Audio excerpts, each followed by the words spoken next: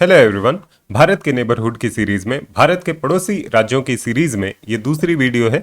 इससे पहले हमने अफगानिस्तान को कवर किया है। आज हम श्रीलंका को कवर करेंगे। आज श्रीलंका की हिस्ट्री, श्रीलंका का वर्तमान और भारत श्रीलंका के संबंधों के बारे में जानकारी दी जाएगी। अगर श्रीलंका की हिस्ट्री को हम ट्रेस करते हैं तो जो सबसे रिलायबल सोर्सेज हमें मिलते हैं वो है बौद्ध ग्रंथ। कौन से बौद्ध ग्रंथ? दीपवंश, महावंश और कुलवंश। ये तीनों ग्रंथ श्रीलंका की हिस्ट्री के बारे में हमें जानकारी देते हैं। इन ग्रंथों के आधार पर हमें पता चलता है कि श्रीलंका में सिविलाइजेशन की शुरुआत नदन इंडिया के जो वंशज थे उनके द्वारा की गई। माना जाता है कि एक प्रिंस विजय अपने 700 फॉलोअर्स के साथ, जिन्हें देश निकाला दे दिया गया था भारत से, वो इस द्वीप पर आते हैं और सिंहलीज जो कल्चर है उसकी स्थापना करते हैं। ये बात है 5वीं सदी ईसा पूर्व की, 5th सेंचुरी बीसी की। तमिल कल्चर श्रीलंका में आता है 3rd सेंचुरी बीसी में, इसका मतलब लगभग 200 साल बाद। तो हालांकि श्रीलंका साउथ इंडिया के ज्यादा पास है, परंतु श्रीलंका में जो कल्चरल शुरुआत होती है वो नदन इंडिया से होती है और बाद में तमिल कल्चर श्रीलंका में घुल मिल जाता है। तो इस प्रकार से हम देखते हैं कि श्रीलंका में मूल रूप से दो अलग अलग कल्चर हैं। एक है तमिल कल्चर जो द्रविडियन कल्चर बोला जा सकता है सदर्न इंडिया का, और दूसरा है सिंहलीज कल्चर जो नदर्न इंडिया से ज्यादा मेल खाता है। हालांकि श्रीलंका की अपनी एक खुद की आइडेंटिटी है जो भारत से अलग उसे बनाती है, पर फिर भी अगर हम देखें तो श्रीलंका में सिंहलीज और तमिल के आधार पर कल्चर को डिफ्रेंशिएट किया जा सकता है, और बुद्धिस्ट और हिंदू धर्म के आधार पर भी श्रीलंका को दो भागों में बांटा जा सकता है। जो तमिल कल्चर है वो मूल रूप से हिंदू कल्चर है, जो सिंहलीज कल्चर है वो मूल रूप से बुद्धिस्ट कल्चर है। इसका हमें पता चलेगा कि सिंहली बुद्धिस्ट कल्चर मूल रूप से क्यों है। सम्राट अशोक ने अपने बेटे महेंद्र को बौद्ध धर्म के विस्तार के लिए श्रीलंका में भेजा। श्रीलंका में उस वक्त राजा तिसा राज करते थे, और राजा तिसा जब महेंद्र से मिलते हैं तो वो बहुत प्रभावित होते हैं बौद्ध धर्म से, और सिंहली कल्चर ऑफिशियल तरीके से बुद्ध धर्म को अपना लेता है। ये बुद्ध धर्म का अपनाना सिंहली कल्चर के द्वारा बहुत ज्यादा फायदेमंद होता है उस कल्चर के लिए, क्योंकि ये बौद्ध धर्म सिंहली पॉपुलेशन है उसको यूनाइट करते हैं पॉलिटिकली, कॉन्शियसली और कल्चरली। इसके बाद सिंहली सिविलाइजेशन है वो पॉलिटिकल और इकोनॉमिक स्ट्रेंथ भी गेन करती है। बौद्ध धर्म के विस्तार के बाद जो श्रीलंका की सिविलाइजेशन है वो पनपती रहती है। भारत के साउथ में भी जो राज्य उत्पन्न होते हैं, जैसे कि पांड्या, चोरा, चेला, पल्लव राज्य उत्पन्न होते हैं, वो भी अपना विस्तार करने की कोशिश करते हैं। इसी जद्दोजहद में जो तमिल डायनेस्टी थी पांड्यास, वो अटैक करते हैं श्रीलंका के ऊपर 432 ईस्वी में। 7वीं सदी के बाद से श्रीलंका का भारत के सदर्न पॉलिटिक्स में इन्वॉल्वमेंट बढ़ जाता है। कभी चोला तो कभी पांड्या तो कभी पल्लव तो कभी चेरा, इनके साथ जो श्रीलंका के राजा हैं उनकी कभी लड़ाइयाँ होती रहती हैं, कभी उनके संबंध अच्छे होते रहते हैं। सबसे इंपॉर्टेंट पॉलिटिकल इम्पैक्ट वाला इवेंट होता है जब चोल भारत में अपनी शक्ति के शिखर में होते हैं। सन 993 में चोल श्रीलंका का नॉर्थ सेंट्रल एरिया है उसको जीत लेते हैं। सन 1017 में लगभग पूरा श्रीलंका चोल साम्राज्य का भाग बन जाता है, और ये चोल साम्राज्य का भाग श्रीलंका 1070 लगभग 50 साल बाद तक रहता है। उसके बाद दोबारा से जो सिंहलीज प्रिंस होते हैं, सिंहली राजा होते हैं, वो वापस चोलों से अपना साम्राज्य जीत लेते हैं, पर इस अधीनता का श्रीलंका के ऊपर बहुत बड़ा प्रभाव पड़ता है। प्रभाव ये पड़ता है कि जो श्रीलंका की कैपिटल राजधानी श्रीलंका के नॉर्थ में होती थी अनुराधापुर, वो अब धीरे धीरे साउथ की तरफ शिफ्ट होने लगती है, क्योंकि साउथ में अपनी राजधानी को बचाना ज्यादा आसान है भारत की तरफ से होने वाले आक्रमणों से, बजाय कि आपकी राजधानी नॉर्थ में हो। तो इस वजह से हम देखते हैं धीरे धीरे जो सिंहलीज राजा हैं उनकी राजधानी साउथ की तरफ सरकती जाती है। सिंहली राजाओं की राजधानी का साउथ में सरकते रहने का एक बड़ा प्रभाव ये पड़ता है कि जो नदन श्रीलंका है वहां पर तमिल प्रभाव बढ़ता जाता है, सिंहली प्रभाव कम होता जाता है। तो हम देखते हैं कि श्रीलंका में जो एक स्टेट है पर दो नेशन है, मतलब दो कल्चर हैं, दो धर्म हैं, दो प्रकार के लोग रहते हैं एक ही जगह पर। इसका एक मुख्य कारण ये भी माना जा सकता है कि जो भारत की तरफ से आक्रमण हुए श्रीलंका में, उसकी वजह से सिंघली कल्चर साउथ में जाता गया और जो तमिल कल्चर है उसका प्रभाव नॉर्थ में बढ़ता गया। इसकी वजह से श्रीलंका में दो इथनोलिंग्विस्टिक मतलब कि दो अलग अलग कल्चर इस्टेब्लिश होते हैं एक ही देश के अंदर। चीजें ऐसे ही चलती रहती हैं। 14वीं सदी में जो पांड्याज हैं वो हार जाते हैं। विजयनगर अपनी चरम शक्तियों का प्रदर्शन कर रहा होता है और वो पांड्या राजाओं को हरा देता है और हम देखते हैं कि बहुत बड़ी एक तमिल पॉपुलेशन श्रीलंका की तरफ फिर से माइग्रेट करती है 14वीं सदी में। जो जाफना है, जो नदन श्रीलंका का भाग है जाफना, वो सेंटर बन जाता है, सीट बन जाता है तमिल हिंदू कल्चर का श्रीलंका में। उसके बाद मिडिवल समय में साउथ एशिया में आते हैं यूरोपियंस। सबसे पहले पोर्टुगीज श्रीलंका में आते हैं 1505 में। उसके बाद वो अपने आप को इस्टेब्लिश करते हैं, आसपास की टेरिटरीज को गेन करते हैं। उसके बाद डच आते हैं जो पोर्टुगीज के साथ स्ट्रगल करते हैं और पोर्टुगीज को हटाकर खुद रूल करना शुरू करते हैं 1658 से 1796 तक। उसके बाद ब्रिटिश डच को हटा देते हैं और वो रूल करते हैं 1796 से सन 1900 तक। ब्रिटिशर्स शुरुआत में श्रीलंका को इतना इम्पोर्टेंट नहीं मानते थे, पर जब ब्रिटिश और फ्रेंच के बीच में एंग्लो फ्रेंच वॉर्स होती हैं साउथ इंडिया में, तब ब्रिटिशर्स को रियलाइज होता है कि श्रीलंका एक बहुत ही अच्छा सेफ हार्बर हो सकता है उनके लिए, अपनी आर्म्ड फोर्सेस को एकजुट करने के लिए या फिर अपने संसाधनों को इकट्ठा करने के लिए। एंग्लो फ्रेंच वॉर्स के बाद से श्रीलंका के ऊपर ब्रिटिश अपना प्रभुत्व एक नई ऊर्जा के साथ बना लेते हैं और श्रीलंका को भारत का ही एक हिस्सा मानकर एडमिनिस्टर करना शुरू करते हैं। 19वीं सदी में आते आते बहुत सारी कॉलोनीज में, जैसे कि भारत में भी, साथ साथ श्रीलंका में भी नेशनलिज्म, राष्ट्रवाद का उदय होता है। ब्रिटिशर्स का तरीका नेशनलिज्म के साथ डील करने का एक ही था कि धीरे धीरे उनको कंसेशंस दिए जाएं, धीरे धीरे आज़ादियां दी जाएं। इसको देखते हुए ब्रिटिशर्स ने श्रीलंका में 1920 में एक नया कॉन्स्टिट्यूशन बनाया, 1931 में एक फिर से नया कॉन्स्टिट्यूशन बनाया और जिस तरीके से भारत में ब्रिटिशर्स की पकड़ कम होती जा रही थी, श्रीलंका में भी 1948 में इंडिपेंडेंस डे मनाया गया। ब्रिटिशर्स पूरा का पूरा साउथ एशिया खाली करके वापस चले जाते हैं क्योंकि वर्ल्ड वॉर 2 में ब्रिटिशर्स का बहुत ज़्यादा नुकसान हो चुका होता है और वो अब एक बड़ी पावर नहीं रहते हैं वर्ल्ड में। आज़ादी के बाद भी श्रीलंका की प्रॉब्लम्स खत्म नहीं हो जाती हैं। श्रीलंका के साथ एक फंडामेंटल प्रॉब्लम मानी जाती है कि ये जो दो कल्चर है श्रीलंका में, सिंघली कल्चर और तमिल कल्चर, ये एक दूसरे के साथ पावर डोमिनेशन में और कल्चरल डोमिनेशन के लिए स्ट्रगल करते रहते हैं। अगर दो कल्चर एक ही देश में डोमिनेशन के लिए स्ट्रगल करते रहते हैं तो पॉलिटिकल, सोशल, सिविल अनरेस्ट उसमें होता रहता है। शुरुआत इसी तरीके से होती है कि ऑफिशियल लैंग्वेज श्रीलंका में क्या रहेगी, सिंघली रहेगी या फिर तमिल रहेगी। क्योंकि सिंघली डोमिनेट करते हैं श्रीलंका में, तो सिंघली लैंग्वेज को ऑफिशियल लैंग्वेज माना जाता है श्रीलंका की आज़ादी के बाद से। तमिल श्रीलंका है वो इसका प्रोटेस्ट करता है और ये सिविल अनरेस्ट कंटिन्यू रहता है।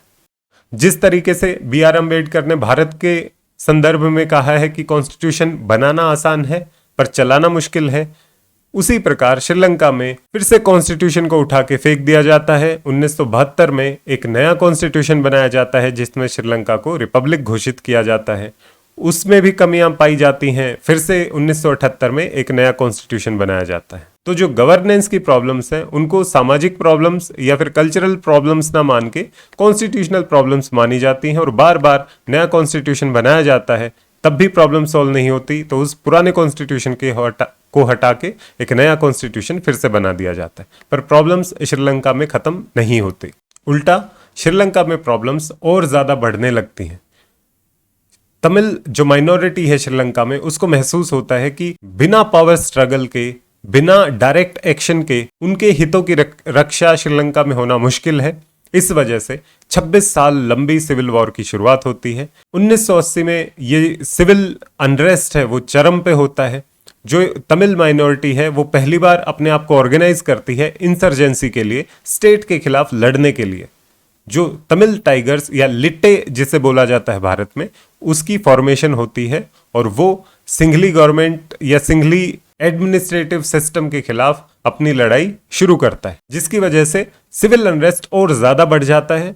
भारत को बीच बचाव करने की जरूरत पड़ती है। भारत श्रीलंका के साथ भी अपने रिश्ते अच्छे बनाकर रखना चाहता है, पर भारत जो तमिल माइनॉरिटी है, क्योंकि तमिलनाडु का एक बड़ी कॉन्स्टिट्यूएंसी भारत में एग्जिस्ट करती है, तो भारत तमिल माइनॉरिटी जो श्रीलंका की है उसके साथ भी सिंपैथाइज करता है।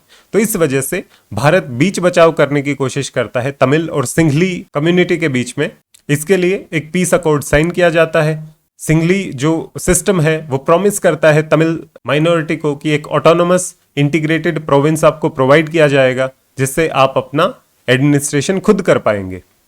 ये कॉन्स्टिट्यूशनल प्रॉमिस केवल कागजों पर रहता है और उसके ऊपर कोई खास काम नहीं किया जाता। भारत ने इस पीस अकॉर्ड को मेंटेन करने के लिए, इफेक्टिव बनाने के लिए इंडियन पीस कीपिंग फोर्सेस को श्रीलंका में भेजता है, ताकि तमिल माइनॉरिटी का सिंगलीज गवर्नमेंट के साथ जो लड़ाई है उस पे युद्ध विराम लगाया जा सके। पर इसमें एक बड़ा मोड़ तब आ जाता है जब भारत के प्रधानमंत्री को लिट्टे ऑर्गेनाइजेशन से संबंधित लोग एक असैसिनेशन अटेम्प्ट में राजीव गांधी को मार देते हैं। जो तमिल कॉन्स्टिट्यूएंसी है भारत की, जिसके लिए भारत के मन में सॉफ्ट कॉर्नर था श्रीलंका की तमिल माइनॉरिटी के लिए भी, भारत के प्रधानमंत्री के असैसिनेशन के बाद ये सॉफ्ट कॉर्नर खत्म हो जाता है।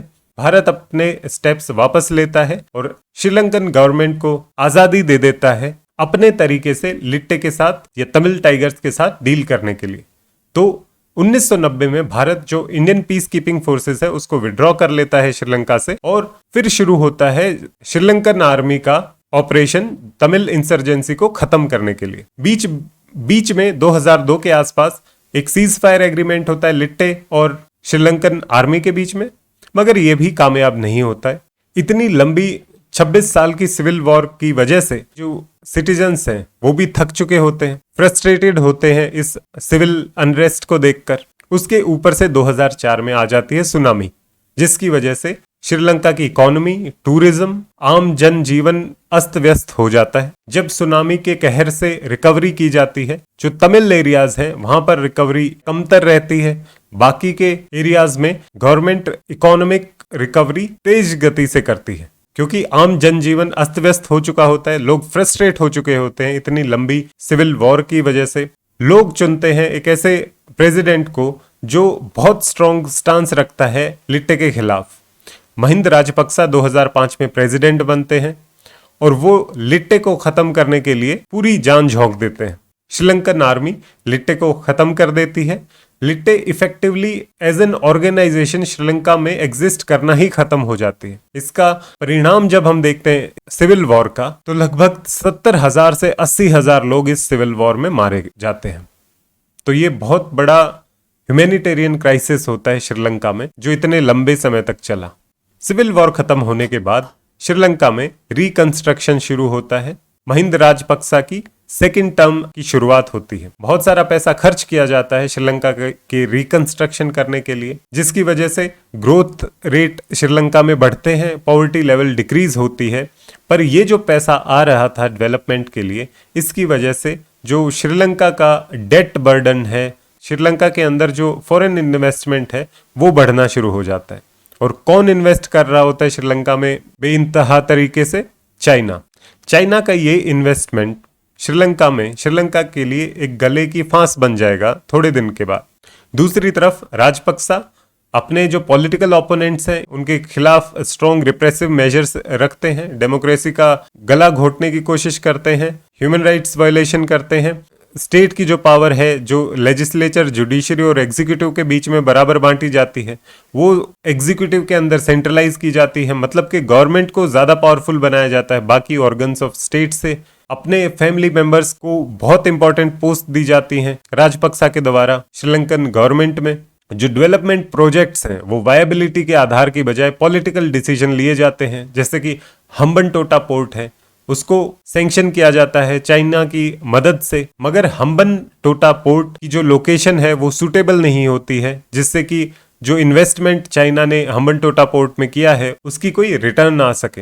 हम्बनटोटा पोर्ट बनाया जाता है राजपक्सा के होम डिस्ट्रिक्ट में, जहां पर ट्रेड वॉल्यूम इतने हाई नहीं होते हैं, जिसकी वजह से जो इन्वेस्टमेंट किया है उसकी रिटर्न्स नहीं मिलती हैं, और जो डेट है श्रीलंका के ऊपर उसका बर्डन बढ़ता जाता है।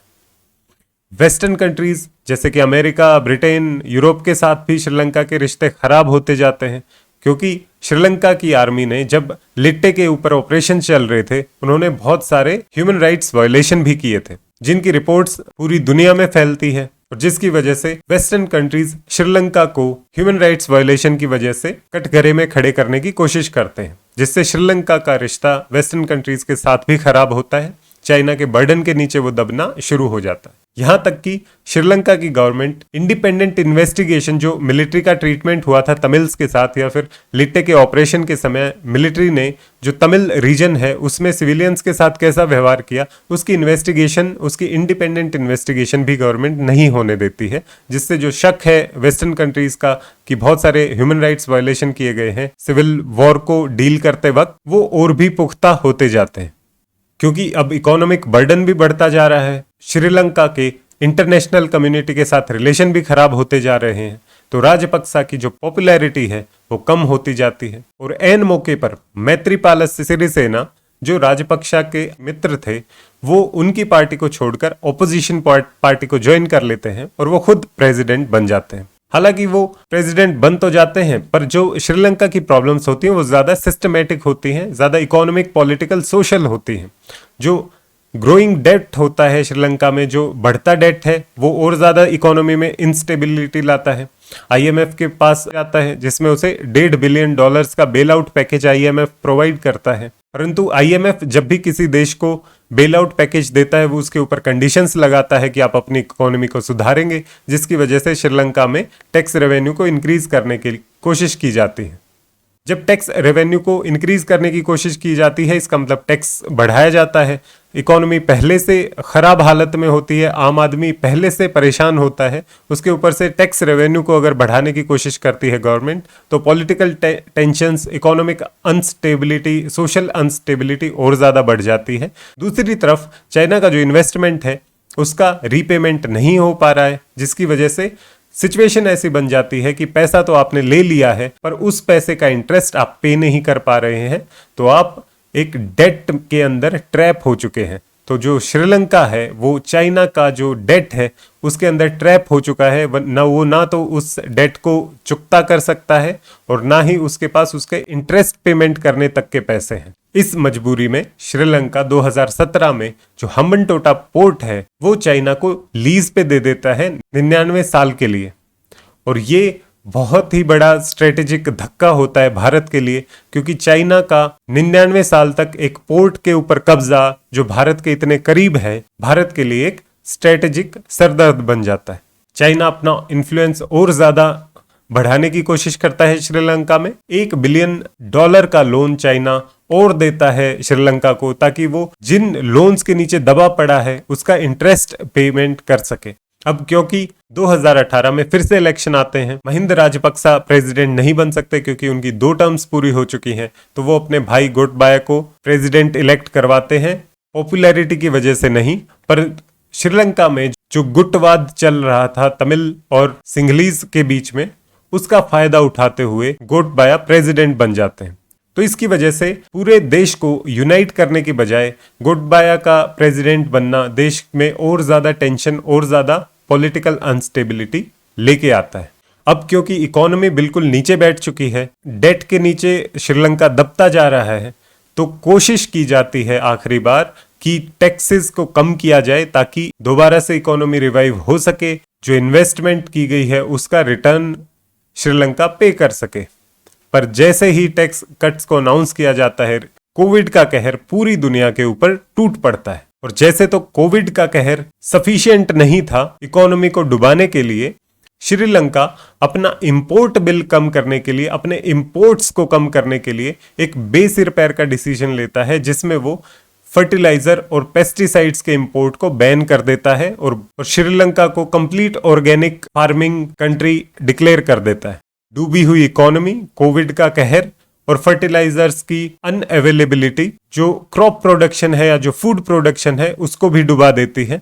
श्रीलंका में फूड शॉर्टेजेस हो जाती हैं क्योंकि श्रीलंका के पास फॉरेन रिजर्व्स भी खत्म हो चुके होते हैं अपने इंपोर्ट को पे करने के लिए। तो जो फ्यूल प्राइसेस हैं, जिसके लिए श्रीलंका टोटली डिपेंड करता है इंपोर्ट्स के ऊपर, तो फ्यूल प्राइसेस भी आसमान छूने लगते हैं। ऊपर से आ जाता है Russia Ukraine war.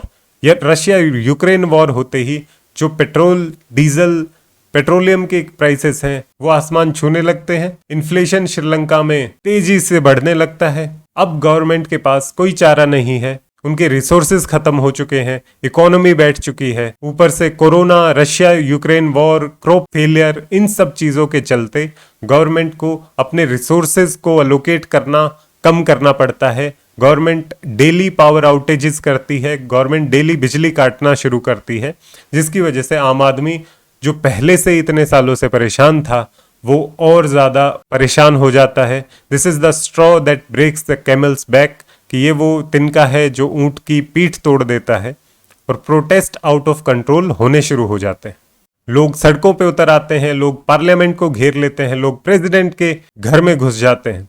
Mahinda Rajapaksa prime minister की पोस्ट से रेजिग्नेशन दे देते हैं। विक्रम सिंघे का घर भी जला दिया जाता है। राजपक्सा देश छोड़ के चले जाते हैं। तो चारों तरफ अराजकता, चारों एनार्की एनार्की श्रीलंका में फैल जाती है। अब ये प्रेजेंट सिचुएशन है, ये हिस्ट्री है श्रीलंका की, जो एंशिएंट समय से आज की श्रीलंका को जोड़ती है।